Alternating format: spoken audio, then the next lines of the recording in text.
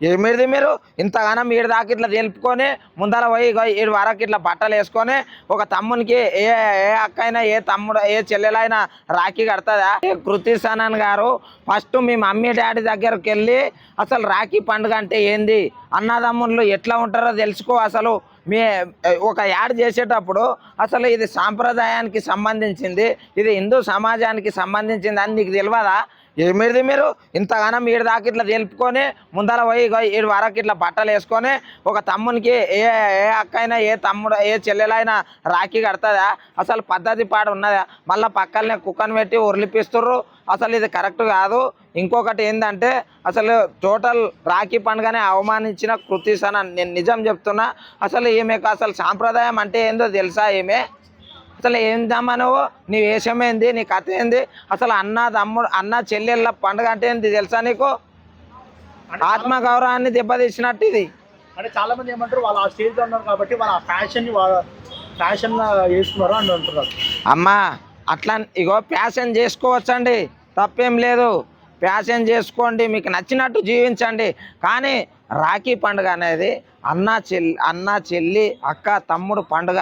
అంత మంచి పండుగలో మీరు వేషధారణ ఎలా ఉండాలి, మన దేశ సాంప్రదాయానికి తగ్గట్టుగా ఉండొచ్చు కదా. అప్పటంత వరకు మీరు రాఖీ కట్టే వరకు లేదు ప్రొడ్యూసర్స్ తప్ప డైరెక్టర్స్ తప్ప వాళ్ళకి చెప్పాలి మీరు, సార్ ఇది మన సాంప్రదాయ పండుగ, మన దేశంలో చాలా మంచిగా చేసుకుంటారు.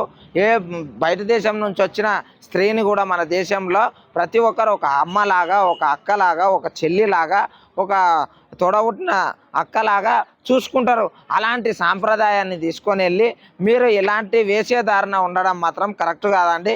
దయచేసి ఈ యాడ్ని డిలీట్ చేసి కొత్త యాడ్ చేసి పెట్టండి.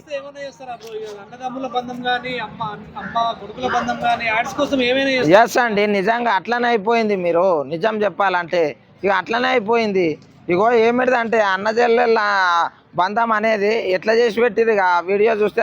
అరే రాఖీ కడతా ఉంటే అసలు ఎట్లా కడతారు తెలుసా? రాఖీ ఊర్లల్లో ముందు పూజ గది అక్కడ అన్నని తమ్ముని వాళ్ళని కూకున పెట్టి ఆ కుంకుమ తీసుకొని నుదుటన పెట్టిన తర్వాత వాళ్ళకి ఇట్లా రాఖీ కట్టి స్వీట్ తినబెట్టి వాళ్ళ ఆశీర్వాదాలు తీసుకుంటారు, వీళ్ళు వాళ్ళ ఆశీర్వాదాలు తీసుకుంటారు. అది కదా పండుగ అంటే, అది కదా లక్ష్మీదేవి వాళ్ళకి ఆశీర్వాదించేది. ఈ పండుగని ఈమె ఇట్లా యాడ్ చేయడం వల్ల ప్రతి ఒక్కరు ఎట్లా పడితే అట్లనే చేసుకుంటారండి.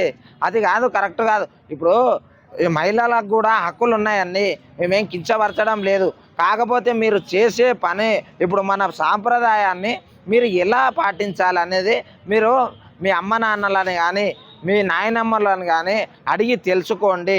మీరు డబ్బుల కోసం ఏది పడితే అది ఎట్లా పడితే అట్లా చేస్తే బాగుండదు. హిందూ సమాజం అనేది ఊరుకోదు. గురించి మాట్లాడితే మొగుడు వస్తే అసలు తాలిబొట్టు ఎందుకు చేయాలి, బొట్టు ఎందుకు పెట్టద్దు అని చెప్పి అడుగుతున్నాను. ఆమె ఫేమస్ అవ్వడానికి 100 చెప్తుందని ఆమె గురించి మాట్లాడిన వేస్ట్.